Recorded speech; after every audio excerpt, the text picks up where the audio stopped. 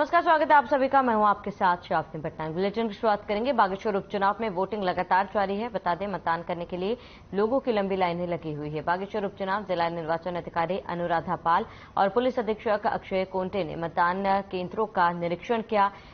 वहीं विधानसभा के सभी 188 बूथ पर शांतिपूर्ण मतदान जारी है। सुरक्षा की दृष्टि से चाक चौबंद व्यवस्था की गई है।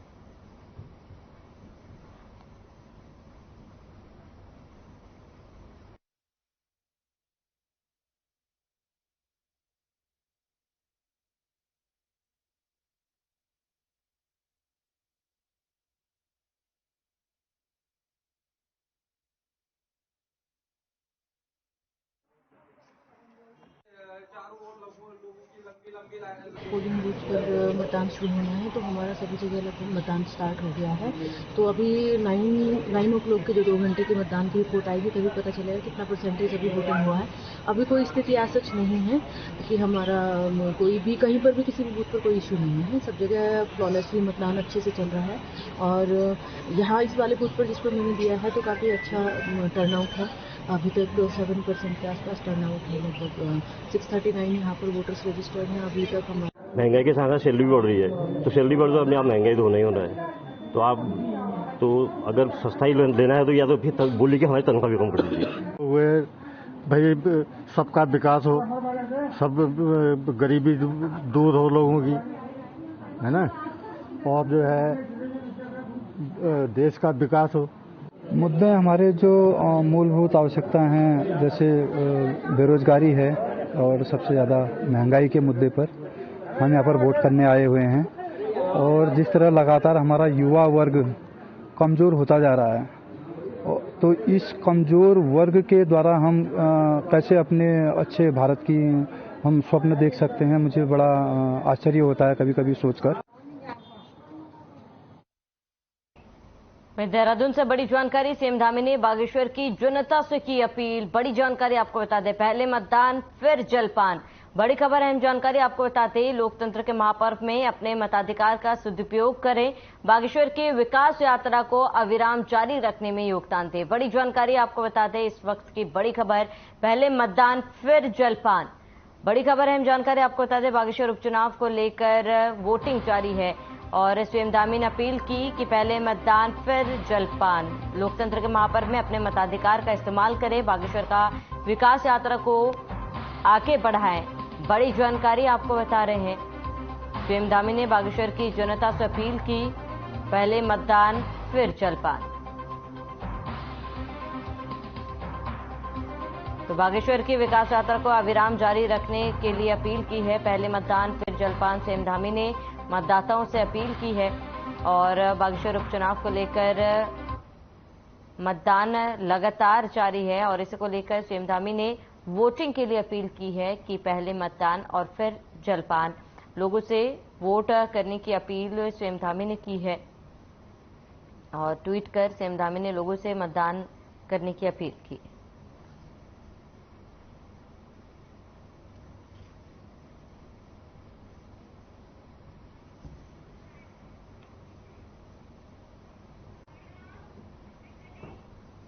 उत्तराखंड विधानसभा का मानसून सत्र आज से शुरू हो चुका है। सुबह 11 बजे से सदन की कार्रवाई शुरू हुई।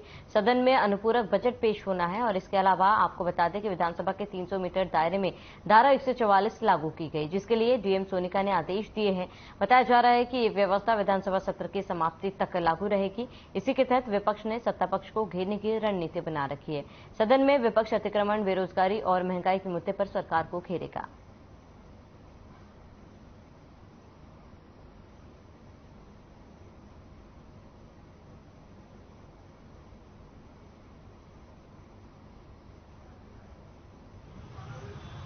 तो सरकार को घेरने की तैयारी में है विपक्ष। आज से विधानसभा मानसून सत्र की शुरुआत हो चुकी है और ऐसे में विपक्ष पूरी तैयारी के साथ आज सत्र में पहुंची है, जहां सत्र से पहले तमाम सुरक्षा व्यवस्था कर ली गई है। आसपास के इलाकों में धारा 144 लागू कर दी गई है और कई मुद्दे हैं जिसे विपक्ष इस बार सत्र के दौरान उठाएगी, कार्रवाई में उठाएगी और सरकार को घेरने की कोशिश करेगी।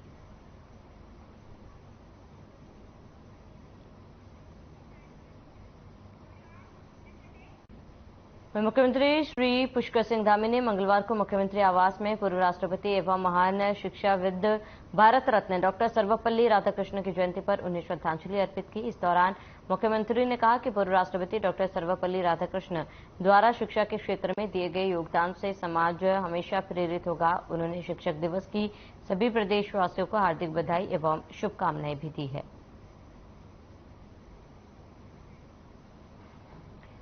तो शिक्षक दिवस पर पूर्व राष्ट्रपति को सीएम ने श्रद्धांजलि दी और डॉक्टर सर्वपल्ली एस राधाकृष्णन को हमेशा याद किया जाएगा। शिक्षक दिवस के दिन सीएम धामी ने सभी को शुभकामनाएं दी है।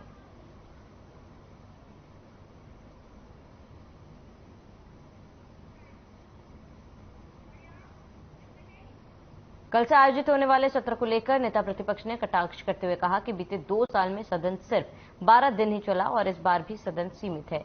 उन्होंने कहा कि सत्र के दौरान जन्माष्टमी और शिक्षक दिवस है। सत्र की सूचना लगभग 14 दिन पहले देनी चाहिए। उन्होंने कहा कि आनन फानन में सत्र आहूत हो रहा है, इसके पीछे का मकसद सरकार जानती है। उन्होंने बताया कि आपदा से मैदान और पहाड़ से बहुत नुकसान हुआ, किसानों को अब तक कोई मुआवजा नहीं मिला। इन मुद्दों को कांग्रेस सदन में रखेगी।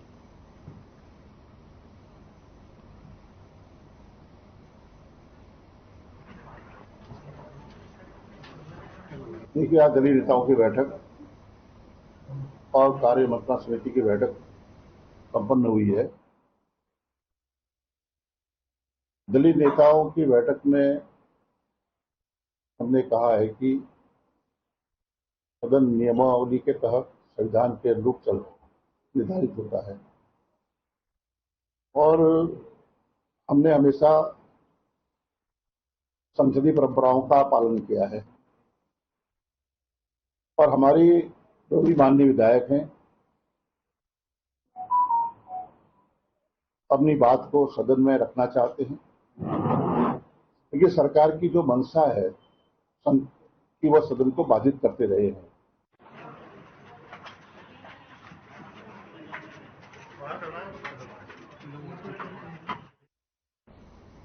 विधानसभा सत्र शुरू होने से पहले आज विधानसभा अध्यक्ष रितु खंडूड़ी ने विधानसभा में सर्वदलीय बैठक और कार्य मंत्रणा की बैठक ली। उन्होंने कहा है कि यह एक लोकतांत्रिक परंपरा है और इस परंपरा के तहत किसी भी सत्र की शुरू होने से पहले इन बैठकों का आयोजन किया जाता है। उन्होंने सभी विधायक दलों के नेताओं का धन्यवाद अदा करते हुए कहा है कि उन सब से यही उम्मीद है कि यह सत्र बहुत ही बेहतर ढंग से चले।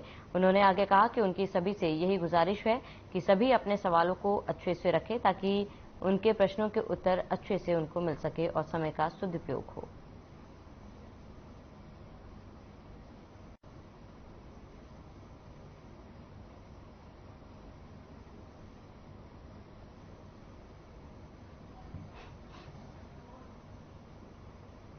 और बहुत अच्छी परंपरा है कि हम सत्र के शुरू होने से पहले सभी दलों के माननीय सदस्यों से मिलते हैं। सब रिप्रेजेंटेशन एक एक आता है और हम उनसे मिलते हैं और उसके बाद कार्य मंत्रणा की बैठक होती है। बहुत ही अच्छे माहौल में बैठक हुई और मैं सभी सदस्यों का आभार भी व्यक्त करना चाहती हूँ। बातचीत वही है कि हम लोग ज़्यादा से ज़्यादा सत्र में जो चले, लोग जो आए वो अपना जो सदस्य आए वो अपनी बातों को रखें, प्रश्नों के जो जवाब हो सके।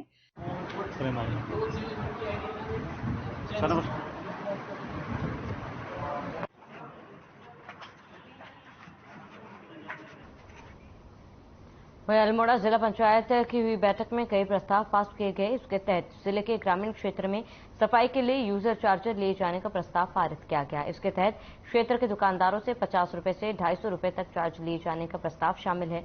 अध्यक्ष बिष्ट ने बताया कि जिले के ग्रामीण क्षेत्र में सफाई का जिम्मा जिला पंचायत को दिया गया है, लेकिन बजट की कमी से इसका संचालन सही तरीके से नहीं हो पा रहा।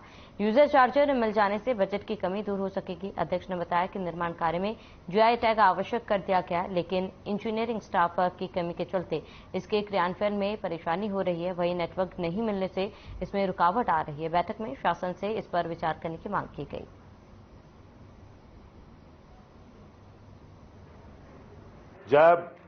जब में आप देखिए वोटर साइलेंट होता है तो वो अपोजिट करता है। दूसरा, कल मैं देख रहा था परसों, इनका प्रदेश अध्यक्ष भट्ट इलेक्शंस कमीशन को जो बाहर से ऑब्जर्वर आ रहा है उसकी कंप्लेंट जो है इलेक्शंस कमीशन को कर रहे हैं, तो इसका मतलब तो साफ लग रहा है कि हार उनको दिख रही है। उन्हीं का इलेक्शन कमीशन, उन्हीं का सब कुछ, और उसकी कंप्लेंट जो है भारत सरकार को कर रहे हैं कि इलेक्शन कमीशन जो है वो गलत काम कर रहा है।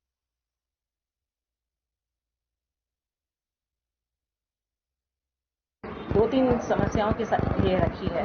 सबसे पहली तो ये है कि हमारा जो बजट हमको मिला है इस बार, उसमें 3 बार जियो टैग का एक ऑर्डर आ गया है, जिसके खिलाफ हम ये जो है प्रस्ताव पास कराना चाहते थे, क्योंकि हमारा जो क्षेत्र है बहुत ज़्यादा दुर्गम क्षेत्र है, और जहाँ पे मतलब अगर हम काम कराते हैं तो जेई के लिए 3 बार पॉसिबल नहीं है। पहले काम शुरू हो, बीच में जाए और फिर तीसरी बार जाए। 3 बार जियो टैग अगर किया जाता है तो पेमेंट होना बड़ा मुश्किल है। बिल्कुल कड़ी फाइट है। जब वहीं बीते दिनों गाजियाबाद सदर तहसील में चैम्बर में बैठे हुए अधिवक्ता को दिन दहाड़े गोली मारकर हत्या किए जाने की घटना के बाद उत्तराखंड प्रदेश के अधिवक्ताओं ने इस घटना पर रोष जाहिर किया।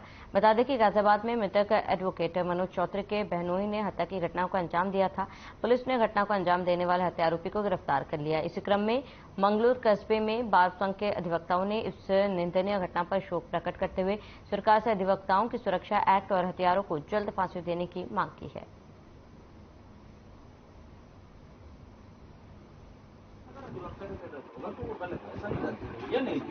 कि एक वकील की दिन दहाड़े गोली मारकर हत्या कर दी गई। उसमें 3 लोग आते हैं और आकर उनके चैम्बर में, जबकि वो खाना खा रहे थे, उनके सर में गोली मारकर उन्हें मार देते हैं, जो कि बिल्कुल गलत है। और आपके चैनल के माध्यम से मैं ये भी कहना चाहूँगा कि जैसे कि और एक्ट हैं, इसी तरह अधिवक्ता प्रोटेक्शन एक्ट ही है, एडवोकेट प्रोटेक्शन एक्ट है, वो भी लागू होना चाहिए। जिसने ऐसा किया है, जो ऐसा कर रहे हैं और करने के फिराक में है, उन लोगों को पहले ही पुलिस प्रशासन या सरकार द्वारा सलाखों के पीछे भेज देना चाहिए और अधिवक्ताओं का प्रोटेक्शन एक्ट प्रभावी रूप से लागू कर देना चाहिए, जिससे समाज का एक अच्छा स्तर बचा रहे और जिससे न्याय प्रणाली और कानून प्रक्रिया सुचारू रूप से चलती रहे। हो ही जाएगा, मान लो ऐसा हो गया तो हो ही जाएगा। ये एडवोकेट प्रोटेक्शन एक्ट।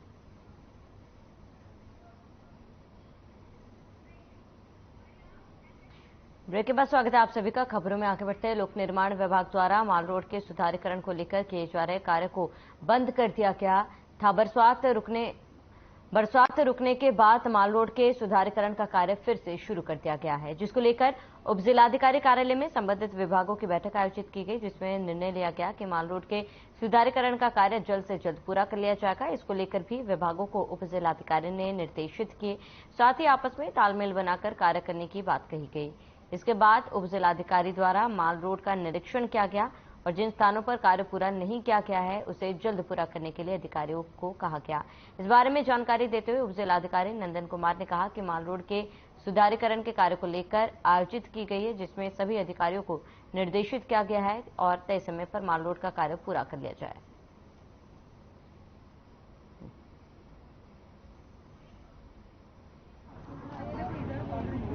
और वर्षा ऋतु समाप्त हो रही थी, हम लोग के बचे हुए माल रोड के काम पूरे करने थे।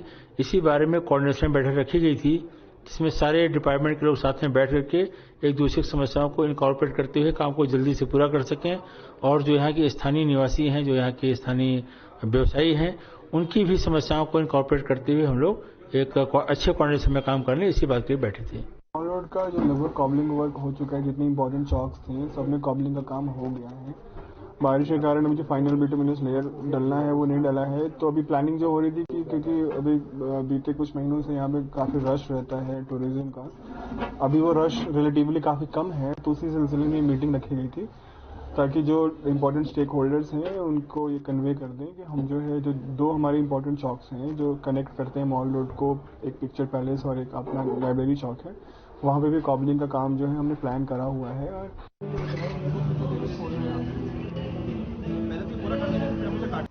ब्रेक के बाद स्वागत है आप सभी का। खबरों में आगे बढ़ते द्वाराहाटा के महाविद्यालय में छात्र संघ अध्यक्ष मनोज और छात्र शक्ति ने धरना प्रदर्शन किया। बता दें कि बीते दिनों से महाविद्यालय में आ रही समस्याओं का भी एक समाधान नहीं हुआ। ना बैक का रिजल्ट आया है, ना परीक्षा फॉर्म भरा गया, जिसकी वजह से छात्र परेशान हैं।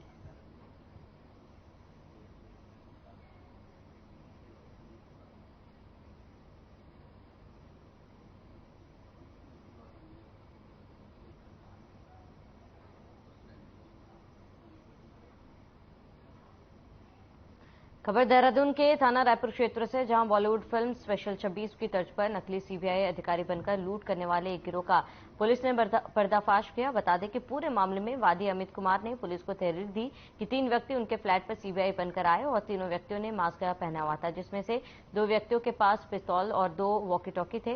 वहीं पिस्तौल दिखाकर कमरे में रखे पैसे, 2 लैपटॉप, मोबाइल फोन और अन्य सामान ले गए। वहीं अमित कुमार को उनकी ही कार में बैठाकर शहर भर में घूमते रहे और पैसों की मांग करते रहे।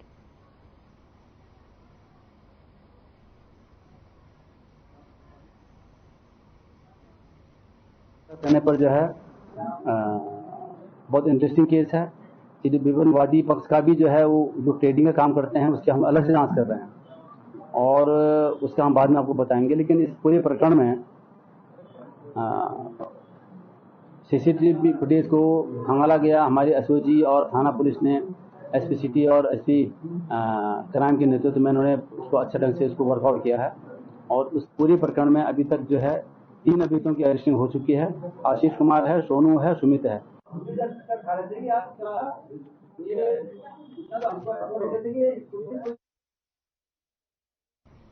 तो शहर में भीड़भाड़ वाले स्थान व त्योहारों के दिन पर्स काटकर चोरी करने वाले 2 शातिर किस्म की महिलाओं को पुलिस ने गिरफ्तार किया। साथ ही पास से बीते दिनों हुई पर्स से चोरी का सामान बरामद किया। जानकारी के मुताबिक बीती 2 सितंबर को दुर्गा कॉलोनी निवासी पार्वती देवी पत्नी स्वर्गीय सुरेश चंद्र मुख्य बाजार में सोने चांदी का आभूषण बदलने गई थी। इस दौरान इस वारदात को अंजाम दिया गया।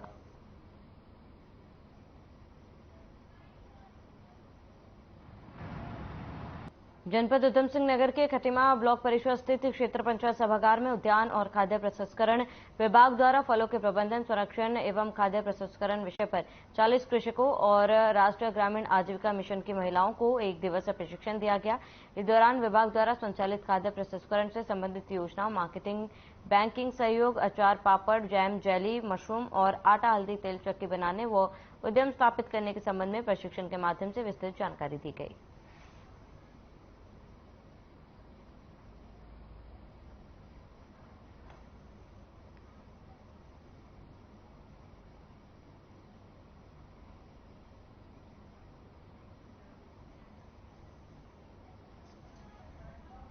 प्रबंध एवं खाद्य प्रसंस्करण पर, फूड प्रोसेसिंग पर कि किस तरीके से अचार, पापड़, स्क्वैश, नेक्टर, जेलीज का मतलब बनाया जाता है, इसके बारे में बताया गया। साथ ही इसमें हमारी PFME योजना, जिसमें कि हमारे 35% सब्सिडी मिलती है, इससे भी महिलाओं को रूबरू कराया गया कि वो किस तरीके से बैंक से लोन लेके 35% सब्सिडी प्राप्त करके चक्की की यूनिट या फिर आपका क्या कहते हैं अचार पापड़ की यूनिट लगा सकती हैं। उद्यान विभाग से अचार, जैम जेली, मशरूम का अचार, मशरूम के उसमें और जो महिलाएं रोजगार करना चाहती हैं उसमें उन्होंने हमें प्रशिक्षण दिया, 1 दिवसीय प्रशिक्षण दिया। क्या कहते हैं और लोन पर जो महिलाएं रोजगार करना चाहती हैं, अपना उद्योग करना चाहती हैं, स्वयं से करना चाहती हैं या ग्रुप के माध्यम से करना चाहती हैं, उसमें हम लोगों को आज प्रशिक्षण दिया गया। हमें बहुत अच्छा लगा और हमने इसको आगे महिलाओं का जो मेरे साथ शिवम संगठन की महिलाएं मेरे साथ हैं, मैं उनमें जाके गाँव में जाके उनसे इस बात की चर्चा करूँगी, बात रखूँगी और अपनी महिलाओं को आगे बढ़ाऊँगी।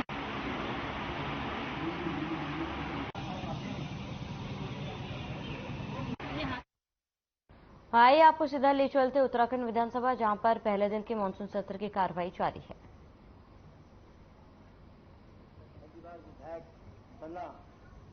तो जीतने के बाद मुझे गोपेश्वर में मिले और उन्होंने कहा यार तुम अनिल हो? मैंने कहा जी भाई साहब।